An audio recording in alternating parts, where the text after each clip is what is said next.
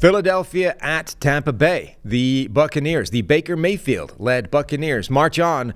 But I'm sad to say, Trev, as much as you being a Bucs fan, you're going to want to focus on that side.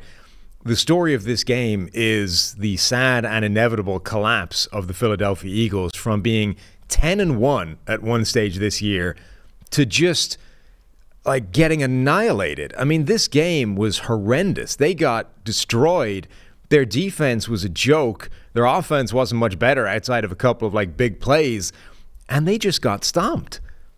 Yeah, look, as much as I don't want to, I'm not here to bring down the vibes of anything good that's happening with Tampa Bay from this game. There's no question the story about this game is the Eagles' collapse. I mean, you just watch that game alone. You don't even have to think about the previous 6 games that came into this one to know that. Philly couldn't cover anybody. Philly couldn't tackle anybody. Philly couldn't get after the quarterback really much, certainly the way that they used to. They had no offensive passing attack without A.J. Brown there outside of Devontae Smith. They have completely abandoned the run game over the last month, which I cannot understand why. They're straight up not having a good time on that side of things. I mean, Jason Kelce retires now. There's all sorts of questions about Nick Sirianni's job and what's going to happen with the coordinators and all this, man. But it is wild how things have turned around in the worst way for Philadelphia within a calendar year. It's crazy. It's unbelievable. So as much as, of course, like I'm going to get into giving the Bucs their credit because they do get credit for winning this football game. Philly, even with the players that they had out there, like even with the injuries, should have been way better than what it was last night. And that was everything basically coming to a head of what we saw over the last month. And it's just nobody on that Eagles team was feeling it last night. Like nobody felt like it. Honestly, it felt like that Dallas game, right? Dallas goes out there against Green Bay. We're a quarter into that game. We're not even a quarter into that game. We're 8 minutes into Cowboys Packers, and you're like, do the Cowboys know that the game is going on? Like, do the Cowboys realize this isn't a simulation? Like, this is not a practice walkthrough. If you lose, you are done. Your entire season is done.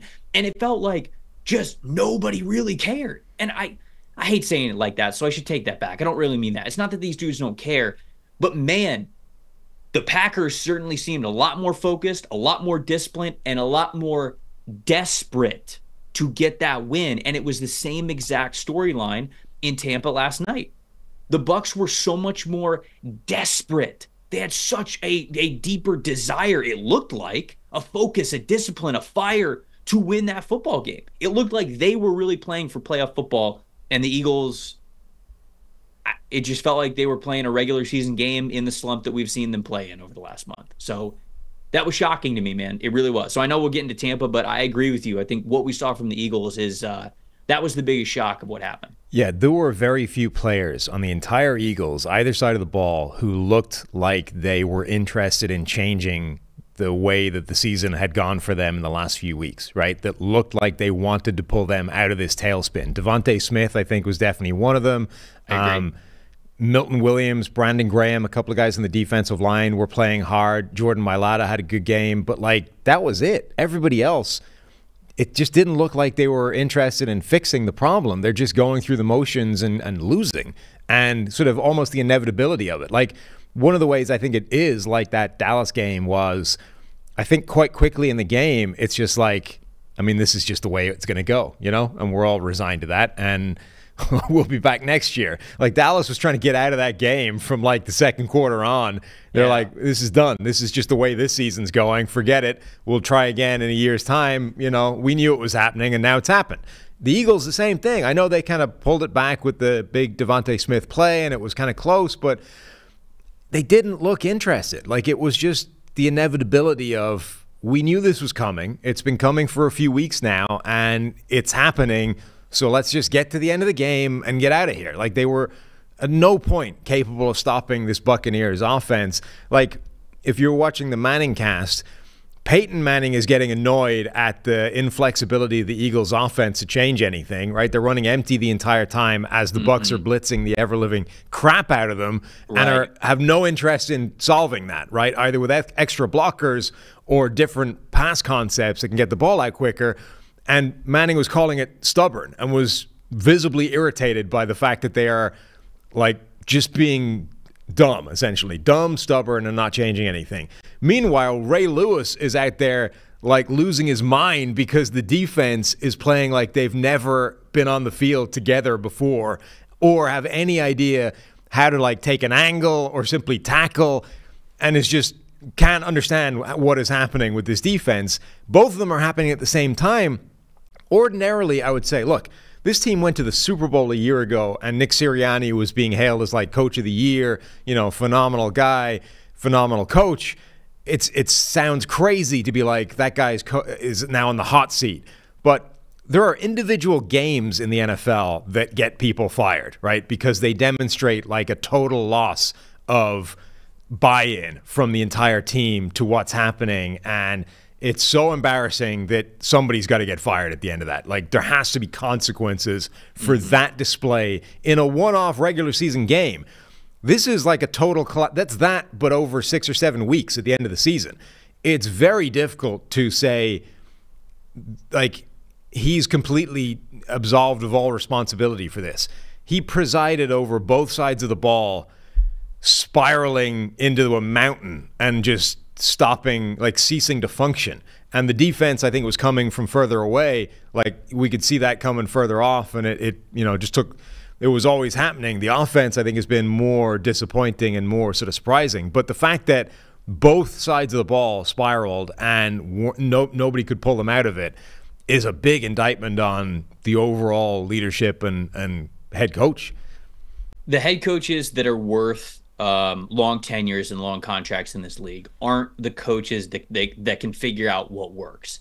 I think every single coaching cycle, the reason why there are anywhere from 6 to 8 coaching openings in the NFL is because every single year we see that there are coaches who can figure out what works. There are new coaches that come around all the time, whether it's on offense or defense. They can figure out what works. They're called these new age coaches. They're on the cutting edge. A lot of them are getting younger nowadays, so it's these younger head coaches that are figuring out the thing that works.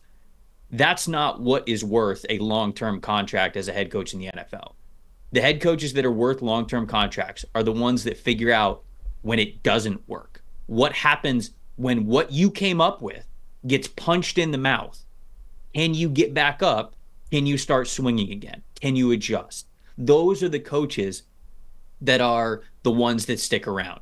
It's because they understand that this game is cyclical. This game goes through cycles. It is truly the chess match of moves here and there. And the ones that stick around are the ones that, hey, something works, and now it doesn't. And now we're going to figure out a new thing that works. And now that doesn't work. And now we're going to have to figure out another thing that works. And they understand the game so well. Those are the ones that are able to stick around. I'm not saying that Sirianni is 100% not that guy, but for Sirianni last year, it very much worked. What the Eagles did with the 2 wide receivers, how well they ran the ball, how they went through their defensive setups, and of course, like Jonathan Gannon and Shane Steichen, very clearly 2 fantastic assistant coordinators who are now doing very, very well with what's been handed to them as head coaches. So I don't want to take away from that at all. So it's hard for me to say, okay, you lost both of those guys a year ago. Let's fire Sirianni after 1 year of trying to pick the replacements and it didn't work. That's kind of harsh.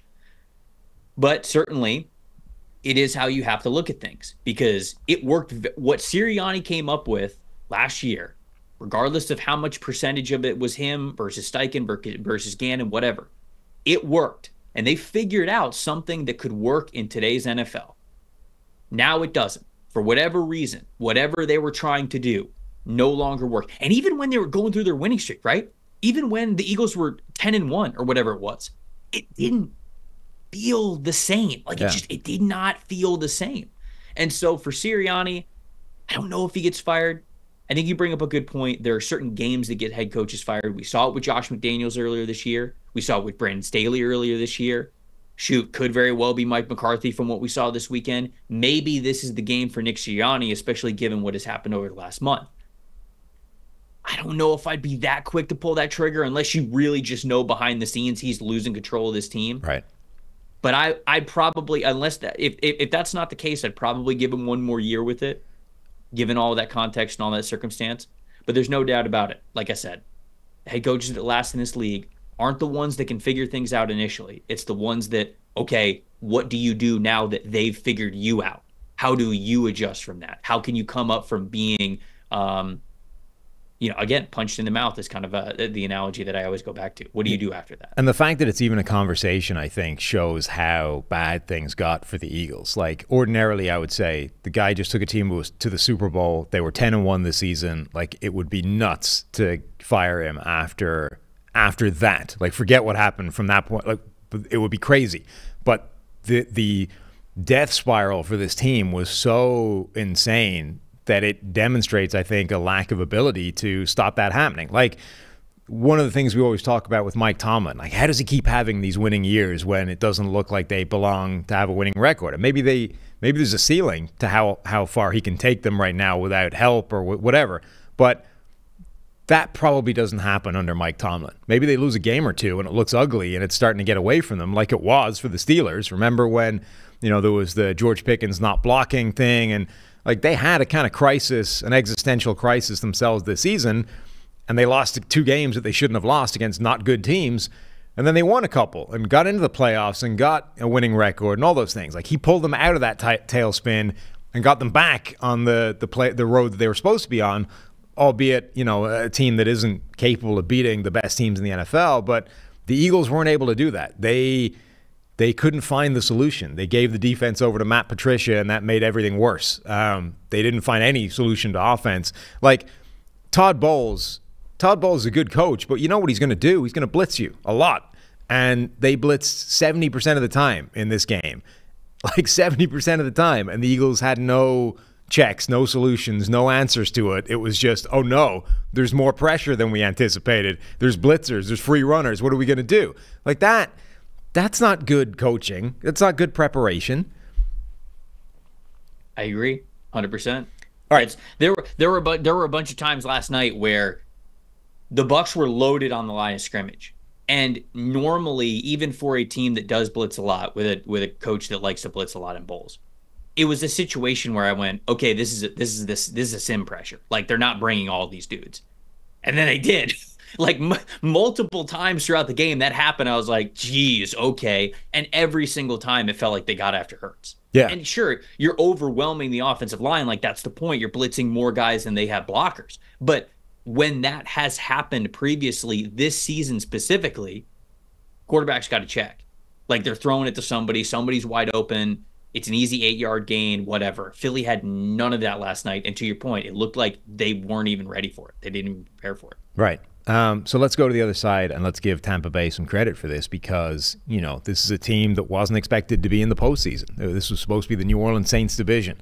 They didn't get it done. Tampa Bay under Baker Mayfield played well enough. They get to the postseason, and then you're like, look, this is a live game. They could win this because the Eagles have been so bad heading into the playoffs, and they did. They were the better team throughout, and they ended up pulling away, late in the game and made it not even a contest.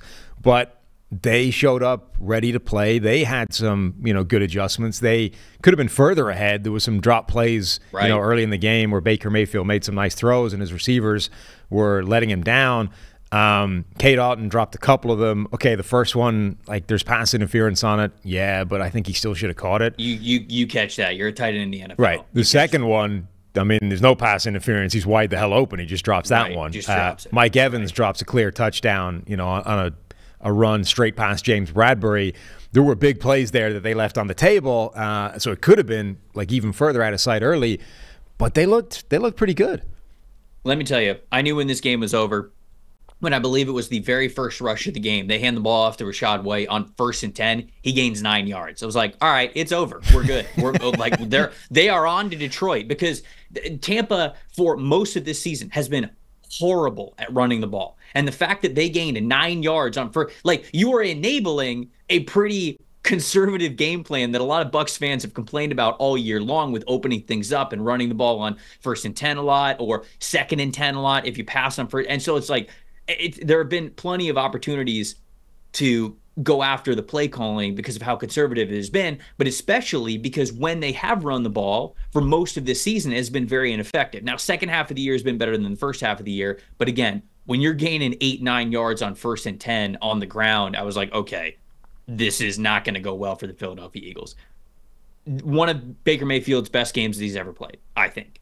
You go into some of those drops that would have been touchdowns. I mean, the Mike Evans one, that's an easy touchdown. Later in the drive, the Cade Otton, that would have been another touchdown. So you could throw that on a stat sheet if you want to with the adjusted statistics. But he just played so confidently. I mean, you look at some of these throws, and he is cannoning some of these throws with as much heat as he's got. Pinpoint accuracy. Now, not every single throw, of course, but Mayfield was playing so confidently. And that's why I think it was one of, if not the best game that Baker has ever played, is because you not only had the statistical output, you not only had a lot of the efficiency as well, but you had that confidence. You had that confidence that he was, without question, instilling in the rest of the team. So I thought Rachaad White played well as a running back. I thought Baker Mayfield played well, obviously. They distributed the ball a lot. Don't need to be giving Cade Otton 11 targets in a game. I don't think they need to be duplicating that. But defensive side of things, it was kind of like a bend but don't break situation. They were very multiple and flexible and aggressive up front. Jamel Dean and Carlton Davis played well enough. Antoine Winfield Jr., obviously, he kind of gave up that big, deep pass to Devontae Smith, but that was tough. It looked like they were in cover 3, and it was kind of just like a cover 3 beater, or he was, he had his eyes in the backfield a little too long, and it was right in between where Winfield's zone was and Jamel Dean's zone was. So it was kind of just a good play and a good throw by Jalen Hurts. But other than that, really good performance by this defense. Now, all that to say, let's give the Bucs last 3 weeks context here, because that's what we do here at PFF. Not trying to bring down the vibes, but 3 weeks ago, in a game where they were hosting the New Orleans Saints, you win the division. They got whooped. Saints beat them. And everything was on the line. They showed up flat. It was a bad performance. The next week, against the Carolina Panthers, the worst team in the NFL, again, division on the line, win and you are in. They barely squeaked out that win. And if Antoine Winfield Jr. doesn't make that Superman play at the goal line with DJ Chark, maybe they do not win that game. Maybe Carolina actually wins it. So not a strong performance in Week 18, even to get them in the playoffs. And then, of course, they are playing what felt like the worst team in the NFL in what Philadelphia put out there the night before. If it wasn't Carolina the week before, they basically played the 31st worst team in the NFL in the playoffs in round 1 with what the Eagles are throwing out there. So my hat is off to what Tampa Bay and Todd Bowles have been able to do this season, not only to get into the postseason, because there were certainly games that they won where I didn't think that they were going to win earlier in the year. I think the Green Bay one is a prime example. You go into Green Bay, we saw what this Green Bay team is now. They put a whooping on Green Bay in Green Bay not too long ago. So you don't want to take everything away from them, but this game in Detroit will be much, much, much more difficult than anything that they have faced really since that Green Bay game. And the team that they have been in those couple of weeks since going up to Wisconsin has not been that same team. And if they're going to stand any chance at all against the Lions, it's going to need to be that Packers performance that they had in December. Yeah, I mean, the next game is going to be ramping up the difficulty level quite significantly. I mean, it's impossible to overstate just how easy the Eagles made this for Tampa Bay. You know, credit Tampa Bay. They made the plays. Baker Mayfield made some good plays. But even just look at the touchdowns. Like, look at each one of the touchdowns in sequence and just watch the Eagles defense. And you're like, okay, this is not real football. This is like an NFL team playing. It's like those games, like week 1 of the college season where an actual team is playing an FCS team. And you're like, this is bullying. Like, this shouldn't exist in the sport. These are two teams that do not belong on the same field together. It's an unfair matchup. That's how bad the Eagles defense was during this game. So yeah, Tampa Bay took advantage of it. They scored, they exploited that, and absolutely good for them for doing that. It's not going to be like that next week. It's going to be harder. And it doesn't mean they still can't do it, but it's exponentially more difficult than it was in this game. I think 2 factors have to be much, much, much better next week than they were certainly the last couple of weeks, but even in that win against the Philadelphia Eagles. 1, you cannot drop the football. Like that is point number one. Your stars, especially Evans, Evans got to have 0 drops next week if they're going to win this game. If they're going to put up enough points to win this game, he's going to be their focal point, wide receiver 1. He can't have those drops. You can't be doing that.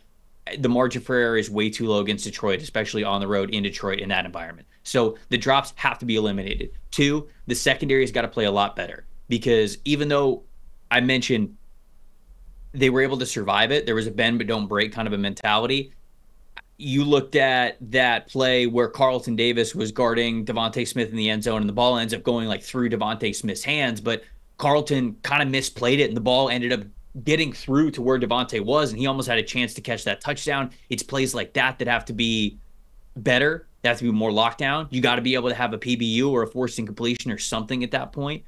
Jamel Dean, kind of the same way. He gave up the deep pass to Devontae Smith in unison with Antoine Winfield Jr. Again, I mentioned it was just kind of a good throw and a good play, but you got to play more lockdown there. You can't have that stuff happen, because the secondary's got to play a lot better. And the reason why I mentioned the secondary's got to play a lot better is because I still think Todd Bowles is going to be aggressive.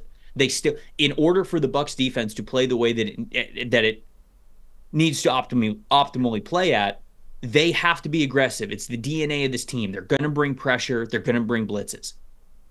Ben Johnson's not going to ignore that fact like Brian Johnson did with the Philadelphia Eagles. Ben Johnson's going to be absolutely ready for it. Jared Goff is going to be ready for it. And when the Bucs dial up the blitz, you better believe there's going to be some checks. There's going to be some guys open. He's going to know where his eyes need to go, and the ball is going to get out of his hands quick. So that's why everything else has to be on its P's and Q's, because the Bucs can't be less aggressive. If the Bucs be less aggressive, they're going to lose the game before they even line up. They have to stay true to what their identity is and how they've built that defense. And if they're going to do that, the secondary's got to basically play the best game that they've played all year. And so that's kind of what we're looking at here.